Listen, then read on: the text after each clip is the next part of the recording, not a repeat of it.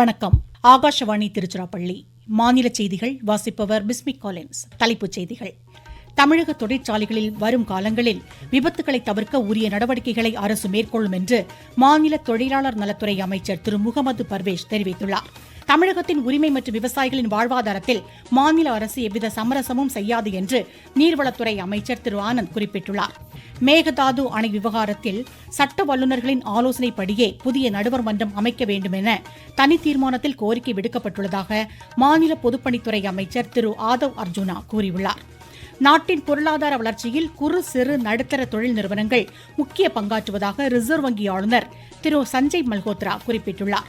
கோவை, நீலகிரி, திண்டுக்கல் உள்ளிட்ட 7 மாவட்டங்களில் இன்று கனமழைக்கு வாய்ப்புள்ளதாக சென்னை வானிலை ஆய்வு மையம் தெரிவித்துள்ளது.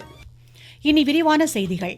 தமிழகத்தில் உள்ள அனைத்து தொழிற்சாலைகளிலும் விபத்து நடைபெறாமல் தடுப்பதற்குரிய நடவடிக்கைகளை மாநில அரசு மேற்கொண்டு வருவதாக தொழிலாளர் நலத்துறை அமைச்சர் திரு முகமது பர்வேஸ் தெரிவித்துள்ளார். நேற்றைய தினம் திருவள்ளூர் மாவட்டம் கன்னிகைப்பேரில் தனியார் தொழிற்சாலையில் ஏற்பட்ட விபத்து குறித்து சட்டப்பேரவையில் இன்று அவை விதி 110 கீழ் விளக்கம் அளித்த அமைச்சர் இந்த தகவல் தெரிந்ததும் முதலமைச்சர் எடுத்த துரிதமான நடவடிக்கைகளை சுட்டிக்காட்டினார். விபத்தில் உயிரிழந்தவர்களின் குடும்பத்தினருக்கு தலா 2 லட்சம் ரூபாய் நிதியுதவி வழங்கவும், படுகாயமடைந்து மருத்துவமனையில் சிகிச்சை பெற்று வருபவர்களுக்கு உரிய தீவிர சிகிச்சைகளை அளிக்கவும் முதலமைச்சர் அறிவுறுத்தியதாகவும் கூறினார்.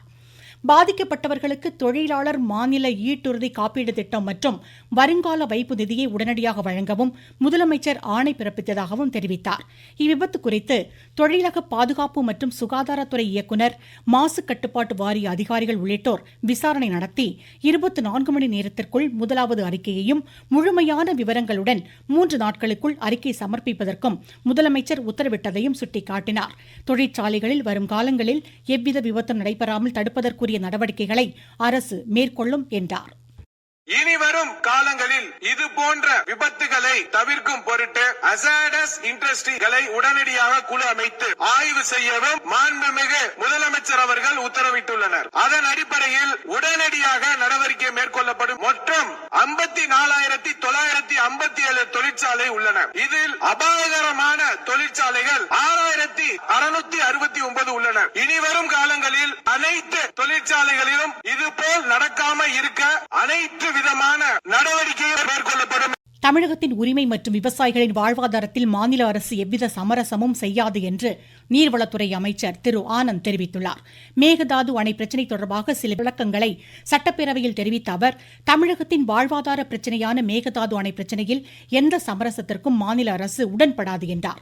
கர்நாடக முதலமைச்சர் காவிரியின் குறுக்கே மேகதாது பகுதியில் அணை கட்டுவது குறித்து கருத்து தெரிவித்தவுடன் முதலமைச்சர் திரு விஜய், அரசு தலைமை வழக்கறிஞர், அரசு துறை அதிகாரிகள், உச்சநீதிமன்ற வழக்கறிஞர்கள் ஆகியோருடன் ஆலோசித்ததை குறிப்பிட்டார்.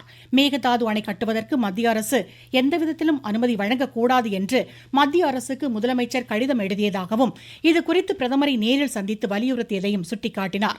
இன்றைய சூழலில் புதிய நடுவர் மன்றம் அமைப்பது அவசியமானது என கருதிதான் எதிர்க்கட்சித் தலைவர் சொன்ன கருத்தை தீர்மானத்தில் சேர்க்க வேண்டிய அவசியம் ஏற்பட்டதாகவும் அவர் கூறினார். காவிரி நதிநீர் பிரச்சினைக்கும் மேகதாது அணை தொடர்பான பிரச்சினைக்கும் சம்பந்தம் இல்லை என்று தெரிவித்த அவர், புதிய நடுவர் மன்றம் அமைப்பதால் ஏற்கனவே உச்சநீதிமன்றம் அளித்த தீர்ப்பிற்கு எந்த பாதிப்பும் ஏற்படாது எனவும் கூறினார். இந்த விவாதத்தின் போது பேசிய பாமக உறுப்பினர் திரு கணேஷ்குமார், புதிய நடுவர் மன்றம் அமைப்பது கர்நாடகத்திற்கு சாதகமாக அமைந்துவிடும், எனவே அது கூடாது என்று தெரிவித்ததுடன் இதற்கு பாமக எதிர்ப்பு தெரிவிப்பதாக கூறினார்.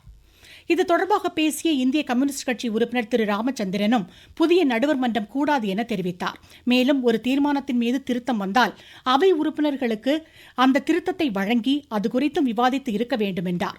இது தொடர்பாக விரிவான விளக்கம் ஒன்றை அளித்த மாநில பொதுப்பணித்துறை அமைச்சர் திரு ஆதவ் அர்ஜுனா, விவசாயிகள் உட்பட ஒட்டுமொத்த தமிழர்களின் உணர்வுகளை மதித்துதான் இந்த தீர்மானம் கொண்டுவரப்பட்டுள்ளதாக குறிப்பிட்டார். கர்நாடக அரசு விரிவான திட்ட அறிக்கையை வழங்கலாம் என்று மத்திய நீர்வள ஆணையம் தெரிவித்த கருத்து என்பது உச்சநீதிமன்ற தீர்ப்பிற்கு மாறானது என்றார். முன்பு மேகதாது அணை கட்டுவது விவசாயத்திற்காக என கூறிய கர்நாடக அரசு தற்போது பெங்களூரு மக்களின் குடிநீர் ஆதாரத்திற்காகவே தான் மேகதாது அணையை கட்டப்போகிறோம் என்று சொல்வதாக சுட்டிக்காட்டினார். அதனால்தான் சட்ட வல்லுநர்கள், நீர் மேலாண்மைத்துறை அதிகாரிகளை கலந்து ஆலோசித்து அவர்களின் வழிகாட்டுதல்களின்படி புதிய ஆணையம் அமைக்க வேண்டும் என்ற முடிவை அரசு எடுத்ததாக தெரிவித்தார். இதுகுறித்து முன்னாள் முதலமைச்சர் திரு மு.க. ஸ்டாலின் சட்ட வல்லுநர்கள் அதிகாரிகளுடன் ஆலோசித்து இந்த புதிய ஆணையம் அமைப்பது அவசியம் என்று தெரிவித்துள்ளதையும் திரு ஆதவ் அர்ஜுனா சுட்டிக்காட்டினார். இந்த புதிய ஆணையம் அமைவதால் நமக்கு எவ்வித பாதிப்பும் ஏற்படாது என்றும் ஏற்கனவே வழங்கப்பட்ட உச்சநீதிமன்ற தீர்ப்பிற்கும் பாதகம் வராது என்றும் அமைச்சர் தெரிவித்தார்.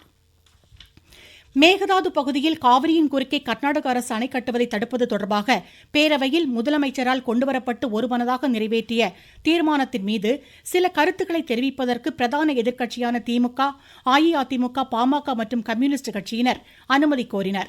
இதற்கு அனுமதி மறுத்த பேரவைத் தலைவர் திரு ஜே.சி.டி. பிரபாகர் பேரவையில் இந்த தீர்மானம் ஒருமனதாக நிறைவேற்றப்பட்ட பிறகு இதுகுறித்து பேச அனுமதி இல்லை என்றார். மேகதாது அணை பிரச்சினை தொடர்பாக பொதுப்பணித்துறை அமைச்சரின் விரிவான விளக்கத்திற்கு பின் பேரவை நடவடிக்கைகள் முடிவதற்குள் பேச அனுமதிக்கிறேன் என்று அவைத்தலைவர் தெரிவித்தார். பேரவையில் எழுப்பப்படும் உரிமை மற்றும் பிரச்சனைகள் குறித்தும் அவை உறுப்பினர்கள் எப்படி நடந்து கொள்ள வேண்டும் என்பது குறித்தும் பேரவைத் தலைவர் சில விளக்கங்களை அளித்தார். இப்பிரச்சனையின் மீது கருத்து தெரிவிக்க வேண்டும் என்று தொடர்ந்து வலியுறுத்திய அஇஅதிமுக சட்டமன்ற குழு தலைவர் திரு எடப்பாடி கே. பழனிசாமியின் கோரிக்கை ஏற்கப்படாததால் அவரும் அஇஅதிமுக உறுப்பினர்களும் வெளிநடப்பு செய்தனர். இதனிடையே சட்டப்பேரவைக்கு வெளியே செய்தியாளர்களிடம் பேசிய திரு எடப்பாடி கே. பழனிசாமி காவிரி விவகாரத்தில் உச்சநீதிமன்றம் ஏற்கனவே தீர்ப்பு வழங்கியுள்ள நிலையில் மீண்டும் நடுவர் மன்றம் ஏன் என கேள்வி எழுப்பினார். மேகதாது விவகாரத்தில் திருத்தம் செய்த தீர்மானத்தை அஇஅதிமுக ஆதரிக்கவில்லை என்றும் அவர் குறிப்பிட்டார். சட்டப்பேரவை உறுப்பினர்கள் பேரவையின் கண்ணியத்தை மாண்பையின் சிதைக்கும் வகையில் நடந்து கொள்ளக்கூடாது என்று அவைத்தலைவர் தெரிவித்துள்ளார். முன்னதாக தமிழக முதலமைச்சர் திரு விஜய்க்கு பேரவை சார்பில் இன்று பிறந்தநாள் வாழ்த்து தெரிவிக்கப்பட்டது. நீங்கள் கேட்டுக்கொண்டிருப்பது ஆகாஷவாணியின் மாநில செய்தி அறிக்கை. ஊரக வளர்ச்சிக்கான புதிய அத்தியாயம். வளர்ச்சியடைந்த இந்தியாவிற்கான ஊரக வேலைவாய்ப்பு உறுதி மற்றும் வாழ்வாதார சட்டம் ஜூலை 1ஆம் தேதி முதல் செயல்பாட்டிற்கு வருகின்றது. இந்த சட்டம் ஆண்டிற்கு 125 நாட்கள் வேலையை உறுதி செய்கிறது. வாரந்தோறும் ஊதியம் வழங்கப்படுவது கட்டாயமாக்கப்பட்டுள்ளது. பணி முடித்த 15 நாட்களுக்குள் ஊதியம் வழங்குவதை உறுதி செய்வதற்கான அம்சங்களும் இதில் இடம்பெற்றுள்ளன. கால தாமதமாக ஊதியம் வழங்கப்பட்டால் அதற்கான இழப்பீட்டுத் தொகைக்கும் வகை செய்யப்பட்டுள்ளது. வளர்ச்சியடைந்த இந்தியாவிற்கான பயணத்தில் மோடி அரசு தொடரும் சீர்திருத்த நடவடிக்கைகள். நாட்டின் பொருளாதார வளர்ச்சியில் குறு சிறு நடுத்தர தொழில் நிறுவனங்கள் முக்கிய பங்காற்றுவதாக ரிசர்வ் வங்கி ஆளுநர் திரு சஞ்சய் மல்ஹோத்ரா குறிப்பிட்டுள்ளார். கொச்சியில் குறு சிறு நடுத்தர தொழில் முனைவோருக்கான சிறப்பு விழிப்புணர்வு நிகழ்ச்சியில் இன்று உரையாற்றிய அவர் இந்நிறுவனங்கள் வருவாய் மட்டுமல்லாது ஏராளமான வேலைவாய்ப்புகளை வழங்குவதாக கூறினார். மத்திய வெளியுறவுத்துறை அமைச்சர் டாக்டர் எஸ். ஜெய்சங்கர் மங்கோலியாவில் அந்நாட்டு வெளியுறவு அமைச்சர் பெட்செட் செகுடன் இருதரப்பு பேச்சுவார்த்தை மேற்கொள்கிறார். இச்சந்திப்பை தாம் பெரிதும் எதிர்நோக்கியுள்ளதாக அமைச்சர் தமது சமூக வலைதள பதிவில் தெரிவித்துள்ளார். 2 நாட்கள் பயணமாக மங்கோலியா சென்றுள்ள அமைச்சர் அந்நாட்டு தலைவர்களையும் சந்தித்து பேச உள்ளார். கல்வி நிறுவனங்கள், மருத்துவமனை, பேருந்து மற்றும் ரயில் நிலையங்களில் சுற்றித் திரியும் தெரு நாய்களை அப்புறப்படுத்துவது தொடர்பாக அறிக்கை அளிக்க தமிழக அரசுக்கு சென்னை உயர்நீதிமன்றம் இன்று உத்தரவு பிறப்பித்துள்ளது. சிவகங்கை மாவட்டத்தில் மாநில இளையோர் விருதிற்கு தகுதியுடையவர்கள் வரும் 6ஆம் தேதிக்குள் விண்ணப்பிக்கலாம் என மாவட்ட நிர்வாகம் தெரிவித்துள்ளது. இதுகுறித்து எமது செய்தியாளர். சிவகங்கை மாவட்டத்தில் சமூக வளர்ச்சிக்கு சேவையாற்றும் இளைஞர்களின் பணியை அங்கீகரிக்கும் விதமாக 15 வயது முதல் 35 வயதிற்குட்பட்ட இளைஞர்களில் தலா 3 ஆண் 3 பெண்களுக்கு விருதுடன் 1 லட்சம் ரூபாய் பாராட்டு பத்திரம், பதக்கமும் வழங்கப்பட உள்ளது. மத்திய, மாநில பொதுத்துறை, பல்கலை, கல்லூரி மற்றும் பள்ளிகளில் பணியாற்றுவோர் விண்ணப்பிக்கலாம் என மாவட்ட ஆட்சியர் தெரிவித்துள்ளார். சிவகங்கையிலிருந்து ஆ. முருகன். தூத்துக்குடியில் பலத்த சூறாவளி காற்றால் முடிவைத்தானேந்தல் பகுதியில் 100க்கும் மேற்பட்ட வீடுகள் சேதமடைந்ததாக எமது செய்தியாளர் கூறுகிறார்.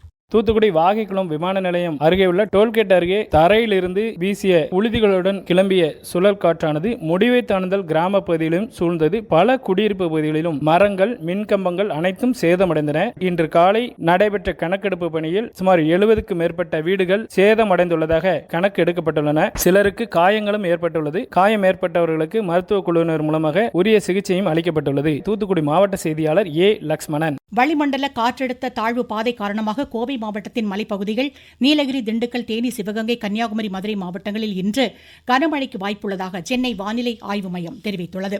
லண்டனில் நடைபெறும் புரோ லீக் ஆடவர் ஹாக்கி போட்டியில் இந்தியா நாளை பாகிஸ்தானை எதிர்கொள்கிறது. மீண்டும் தலைப்புச் செய்திகள். தமிழக தொழிற்சாலைகளில் வரும் காலங்களில் விபத்துகளை தவிர்க்க உரிய நடவடிக்கைகளை அரசு மேற்கொள்ளும் என்று மாநில தொழிலாளர் நலத்துறை அமைச்சர் திரு முகமது பர்வேஷ் தெரிவித்துள்ளார். தமிழகத்தின் உரிமை மற்றும் விவசாயிகளின் வாழ்வாதாரத்தில் மாநில அரசு எவ்வித சமரசமும் செய்யாது என்று நீர்வளத்துறை அமைச்சர் திரு ஆனந்த் குறிப்பிட்டுள்ளார். மேகதாது அணை விவகாரத்தில் சட்ட வல்லுநர்களின் ஆலோசனைப்படியே புதிய நடுவர் மன்றம் அமைக்க வேண்டுமென தனி தீர்மானத்தில் கோரிக்கை விடுக்கப்பட்டுள்ளதாக மாநில பொதுப்பணித்துறை அமைச்சர் திரு ஆதவ் அர்ஜுனா கூறியுள்ளார். நாட்டின் பொருளாதார வளர்ச்சியில் குறு சிறு நடுத்தர தொழில் நிறுவனங்கள் முக்கிய பங்காற்றுவதாக ரிசர்வ் வங்கி ஆளுநர் திரு சஞ்சய் மல்ஹோத்ரா குறிப்பிட்டுள்ளார். கோவை, நீலகிரி, திண்டுக்கல் உள்ளிட்ட 7 மாவட்டங்களில் இன்று கனமழைக்கு வாய்ப்புள்ளதாக சென்னை வானிலை ஆய்வு மையம் தெரிவித்துள்ளது. இத்துடன் இந்த செய்தி அறிக்கை முடிவடைந்தது.